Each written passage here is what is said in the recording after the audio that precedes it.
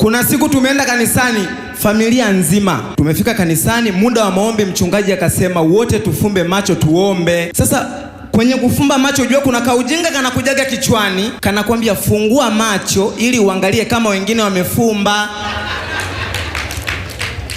Mimi nikafungua macho nikamkuta baba na yeye kafungua macho ili atuangalie kama tumefumba.